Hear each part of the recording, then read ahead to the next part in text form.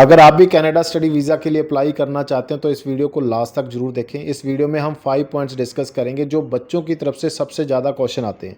सबसे पहला क्वेश्चन आता है प्रोसेसिंग टाइम को लेकर, यानी कि ऑफिशियल वेबसाइट पे प्रोसेसिंग टाइम क्या चल रहा है और जो एक्चुअल टाइम है प्रोसेसिंग का वो कितना समय लग रहा है अलग अलग वीज़ा कैटेगरी पे। अगर आपने अपनी फ़ाइल लॉन्च की है या करने वाले हैं किसी वीज़ा कैटेगरी में तो आपको कितने समय में रिजल्ट आ जाएगा, बेसिकली क्वेश्चन ये है। सेकंड बड़ा क्वेश्चन है कि अगर आपको पीपीआर आ चुकी है या पीपीआर आने वाली है और आप पासपोर्ट स्टैंप करवाना चाहते हो तो पूरे प्रोसेस में पासपोर्ट स्टैंपिंग में कितना समय आपको लग सकता है।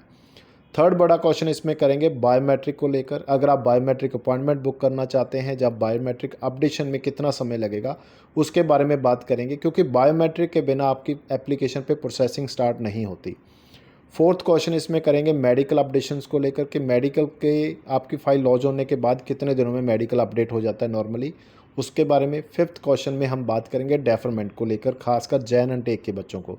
डेफरमेंट का क्या सीन है, कब डेफरमेंट करना चाहिए और डेफरमेंट का आपको आईआरसीसी को बताना है या नहीं बताना, इसके बारे में भी बात करेंगे। ये 5 मेन क्वेश्चन है, इसको लास्ट तक जरूर देखिए। इस वीडियो को शुरू करने से पहले मैं आपसे फिर एक बार रिक्वेस्ट करूंगा कि आप हमारे इस यूट्यूब चैनल को सब्सक्राइब जरूर कर लीजिए, क्योंकि हमारी कोशिश यही रहती है कि आपको जेन्युइन इन्फॉर्मेशन सबसे जल्दी दी जाए, ताकि जो आपके डिसीजन है, जो भी डिसीजन लेना है अपने स्टडी वीज़ा के रिलेटेड, वो प्रॉपरली आप ले पाए। सबसे पहले बात करेंगे प्रोसेसिंग टाइम को लेकर। अगर स्टडी वीज़ा की बात करते हैं तो 10 वीक शो कर रहा है ऑफिशियल वेबसाइट पे। अगर हम इसको देखते हैं 2.5 मंथ का समय आपकी एप्लीकेशन पे लगना चाहिए, मगर जो एक्चुअल पिक्चर है उसमें इससे पहले आपको रिजल्ट आ रहे हैं 80% फाइल्स पे।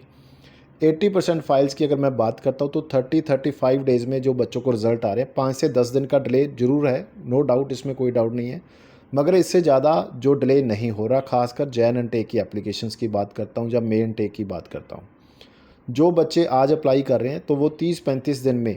देखिए, जहाँ पर एक चीज़ और है, प्रोसेसिंग टाइम आप कब काउंट करेंगे, जब आपका बायोमेट्रिक अपडेट हो जाएगा। क्योंकि बहुत सारे बच्चे क्या करते हैं, जिस दिन उन्होंने फाइल लॉन्च कर दी उसी दिन से वो काउंट करना स्टार्ट कर देते हैं। एक्चुअली आईआरसीसी कब काउंट करता है, जब आपका बायोमेट्रिक आपकी एप्लीकेशन में अपडेट हो जाता है। चाहे उसमें 1 वीक लग जाए, चाहे उसमें 2 वीक लग जाए, उसको वो काउंट नहीं करते। तो आपने भी वैसे ही करना है कि जब भी आपने अपना प्रोसेसिंग टाइम काउंट करना है तो जिस दिन आपके बायोमेट्रिक अपडेट हो जाएंगे उसके बाद आपने काउंट करना है। तो अगर हम बात करते हैं नॉर्मली तो इतना टाइम आपको लग सकता है, 30-35 दिन में आप आराम से मान सकते हो कि आपको रिजल्ट आ जाएगा। कुछ बच्चों को इससे पहले आ जाएगा 5 दिन, और कुछ बच्चों को इससे ज़्यादा लग जाएगा। 80% फाइल्स पे ऐसा होगा। 20% फाइल्स 2.5 मंथ तक जा सकती हैं, जहाँ वो बैकलॉग में जा सकते हैं। जो नॉर्मल कंडीशंस में भी सेम होता है, ऐसा नहीं कि अभी हो रहा है, इससे पहले भी ऐसा ही होता था। अगर हम सेकंड बड़ी कैटेगरी वर्क परमिट की बात करते हैं तो उसका भी 10 वीक चल रहा है, उसमें भी 30-35-40 दिन तक का समय है और वहाँ पर भी रिज़ल्ट अच्छी स्पीड से आ रहे हैं और ट्रेंड है जो पॉजिटिव है। थर्ड बड़ी कैटेगरी जिसमें टूरिस्ट विजिटर वीज़ा आ जाते हैं, वहाँ पर 29 डे ऑफिशियल वेबसाइट पे आपको देखने को मिलेगा, मगर उसमें 30-35 दिन तक का समय उसमें भी लग रहा है। आने वाले दिनों में इस वीज़ा कैटेगरी पे और भी डिले आपको देखने को मिल सकता है, मगर स्टडी वीज़ा और वर्क परमिट ये दोनों प्रायोरिटी में रहेंगे और इसमें आपको ज़्यादा डिले देखने को नहीं मिलेगा। इसके बाद जो सेकंड बड़ा क्वेश्चन था पासपोर्ट स्टैंपिंग को लेकर, ये भी बहुत सारे बच्चों की तरफ से क्वेश्चन आता है, सर कितना समय लगेगा। पासपोर्ट स्टैंपिंग में आप मानकर चलिए, अगर पहले की मैं बात करता हूँ तो विद इन वीक या 10 डेज़ में बच्चों के पासपोर्ट स्टैंप हो करा रहे थे। अभी आप ज़्यादा से ज़्यादा कितना मान सकते हो कि 15 दिन में बच्चों के रिजल्ट पासपोर्ट स्टैंप हो करा रहे हैं। आप मानकर चलिए कि जिस दिन आपका पासपोर्ट स्टैंपिंग के लिया गया है उससे 2 वीक के अंदर अंदर आपको पासपोर्ट आपका स्टैंप होकर आ जाएगा। किसी को 2 दिन पहले आ जाएगा और किसी का 2 दिन बाद में। जे डिस्टेंस पे भी इसका इफेक्ट पड़ता है कि कितना डिस्टेंस है, उसमें भी थोड़ा बहुत फ़र्क हो जाता है। तो आप मानकर चल सकते हैं बेसिकली कि 2 मंथ में आपका पासपोर्ट स्टैंप होकर आपको मिल सकता है। इसके बाद जो थर्ड बड़ा क्वेश्चन है बायोमेट्रिक अपॉइंटमेंट को लेकर और उसकी अपडेशन को लेकर। देखिए, बायोमेट्रिक अपॉइंटमेंट आपको 1 वीक के अंदर अंदर उम्मीद करते हैं कि मिल जाएगी। मैक्सिमम आपको 10-15 दिन का समय लग सकता है कुछ कंडीशंस में। अगर हम उसकी अपडेशन की बात करते हैं तो वहाँ पर भी आपको 1 वीक के अंदर अंदर वो अपडेट होती हुई दिखाई दे रही है। किसी कंडीशन में 5 से 10 दिन भी समय लग रहा है, वो डिपेंड करता है, हर एक एप्लीकेशन पे जो टाइमिंग रहता है वो अलग अलग रहता है अपडेशन का। तो आप मानकर चलिए कि 10-15 दिन में ये पूरा प्रोसेस आपका कंप्लीट हो सकता है, और जिस दिन आपके बायोमेट्रिक अपडेट हो जाते हैं उसके बाद आपने प्रोसेसिंग टाइम को काउंट करना है। फोर्थ बड़ा क्वेश्चन इस वीडियो में जो डिस्कस करना है कि आपका मेडिकल कब अपडेट होता है। उसमें आप 1 वीक से लेकर 10 दिन का समय ले सकते हैं। कुछ का इससे पहले भी हो जाएगा और कुछ का 10 दिन से ज़्यादा समय भी लग सकता है। एवरेज टाइम 7 to 10 डेज़ में आपका मेडिकल अपडेट हो रहा है। इसके बाद उन बच्चों की बात करेंगे जिन्होंने जैन एंड के बारे में जैन एंड में अप्लाई किया है। डेफरमेंट का क्या केस रहेगा? देखिए, डेफरमेंट का बहुत सिंपल है कि आईआरसीसी ने कंफर्मेशन दी है कि जो स्टडी वीज़ा की एप्लीकेशन है उसको ज़रूर प्रायोरिटी मिलेगी, क्योंकि हमने इसमें कोविड में भी देखा था कि जैन एंड है चाहे आपका मे एंड है, मगर जो एंड पहले आ रहा है उसको प्रायोरिटी हमेशा आईआरसीसी की तरफ से स्टडी वीज़ा को दी जाती है। अभी जो जैन एंड टेक वाले बच्चे हैं उनके पास अगर आज आप एप्लीकेशन लगा रहे हो और 30-35 डे में रिज़ल्ट आएगा, तो आपका रिज़ल्ट आएगा आपको 5 दिसंबर के आसपास। उसके बाद 15 दिन आप मानकर चलिए कि आपका पासपोर्ट स्टैंपिंग में लग जाएगा। अगर आपकी डेफरमेंट डेट इससे आगे है, यानी कि 15 दिसंबर से भी आगे है, तो आपको कोई प्रॉब्लम नहीं। अगर आपकी डेफरमेंट दिसंबर में आ रही है या नवंबर में ही आ रही है, तो वो डिपेंड करता है ना कि आपकी डेफरमेंट डेट क्या है। तो आप अपने कॉलेज यूनिवर्सिटी से कंफर्म ज़रूर कर लीजिए कि आपकी लास्ट डेट ऑफ डेफरमेंट क्या है। उसके अकॉर्डिंग आपको डिसीज़न लेना पड़ेगा कि आपने कब डेफरमेंट लेना है और आप कितना टाइम वेट कर सकते हैं। इसके बाद ना जो डेफरमेंट के बड़े क्वेश्चन आते हैं, सर हमें आईआरसीसी को इन्फॉर्म करना चाहिए एलओए पे, या एलओए कब आएगा?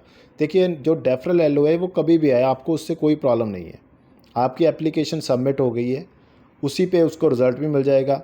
डेफरल एलओए अगर आपके पास आता है, वो आपकी मर्ज़ी, आप उसको आईआरसीसी को भेजना चाहते हैं, नहीं भेजना चाहते। अगर भेजेंगे भी तो आपका कोई लॉस थोड़ी है, ना ही आपका कोई कॉस्ट आएगा। एक वेब फॉर्म रेज़ करना है, आप खुद कर सकते हैं, आप कर दीजिए, हमें बता दीजिए, हमारी टीम आपके लिए कर सकती है, आपके कंसल्टेंट आपके लिए कर देंगे। तो वेब फॉर्म में आपने अपना जो डेफरल एलओए है वो अपडेट कर देना है। वो आपकी जीसी के अकाउंट में अपडेट हो या ना हो, उसके बिना भी आपका रिज़ल्ट आ जाएगा। उसके बिना आप ट्रैवल भी कर सकते हैं। आपके पास आपका वेब फॉर्म का कोई प्रूफ हो कि मैंने अपडेट कर दिया, आईआरसीसी को बता दिया। वो अपडेट नहीं हुआ तो वो आईआरसीसी की हेडेक, आपकी हेडेक नहीं है।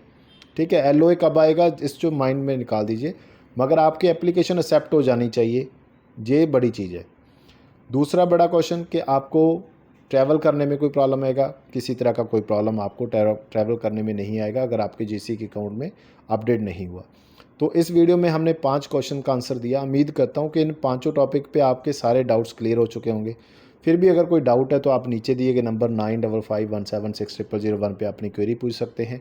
अगर कोई बच्चा हमारे साथ अप्लाई करना चाहता है तो अपनी प्रोफाइल शेयर कर दीजिए। ऑप्शन चाहिए आपको, जैन 24 एंड की भी ऑप्शन मिल जाएगी, मे 24 की भी मिल जाएंगी, और सितंबर 24 के भी 85% से ज़्यादा कॉलेज ने अपना ऑफ़र देना स्टार्ट कर दिया है, तो आप अप्लाई कर सकते हैं। तीनों इनटेक में एडमिशन चल रही हैं। आप बताइए आपको किस कॉलेज में चाहिए, किस यूनिवर्सिटी में चाहिए, किस इनटेक में चाहिए, आप उसी इनटेक में अपना एडमिशन ले सकते हैं। हमारा कोई भी प्रोसेसिंग चार्ज नहीं है, ना वीज़ा लगने से पहले ना वीज़ा लगने के बाद, यानी कि आपने कुछ भी पे नहीं करना कंपनी को। जो भी फ़ीस है आपकी कॉलेज में जाएगी, अपनी जीसी के अकाउंट में जाएगी। मगर अभी भी मैं बच्चों को देखता हूँ जो पता नहीं कितना कितना प्रोसेसिंग, कोई 25,000 दे रहा है, कोई 50,000 दे रहा है एक्स्ट्रा सिर्फ प्रोसेसिंग के लिए। आपको कुछ पे करने की ज़रूरत नहीं, सिर्फ आपने अपनी प्रोफाइल शेयर करनी है।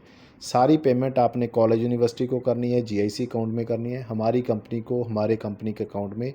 सिर्फ ऑफ़र लेटर की फ़ीस अगर आपका पेड ऑफ़र लेटर है तो करनी है, अदर आपने कुछ नहीं करना। बाकी सारी की सारी फ़ीस आपकी कॉलेज यूनिवर्सिटी में जाएगी। कोई पैसा आपसे चार्ज नहीं किया जाएगा, ना वीज़ा लगने से पहले ना वीज़ा लगने के बाद। किसी भी तरह की आपकी एप्लीकेशन है, कहीं से भी अप्लाई की है, आप चाहते हो कि वो कॉलेज ठीक है, वो कोर्स रेलेवेंट है, आपको क्या करना चाहिए, चेकलिस्ट चाहिए स्टडी वीज़ा की, जस्ट कॉल करिए, अपनी क्वेरी पूछिए, व्हाट्सअप कर दीजिए 9551760001 पे। हमारी टीम आपकी हेल्प करने के लिए हमेशा रेडी है। सिर्फ आपसे एक रिक्वेस्ट होती है कि आप हमारे इस यूट्यूब चैनल को सब्सक्राइब और इस वीडियो को लाइक और शेयर ज़रूर करें, ताकि उन बच्चों तक जिन बच्चों को अवेयरनेस नहीं है, जहाँ जिन बच्चों को अभी भी कुछ डाउट्स हैं, उनके क्लियर हो सके। थैंक यू सो मच इस वीडियो को लास्ट तक देखने के लिए।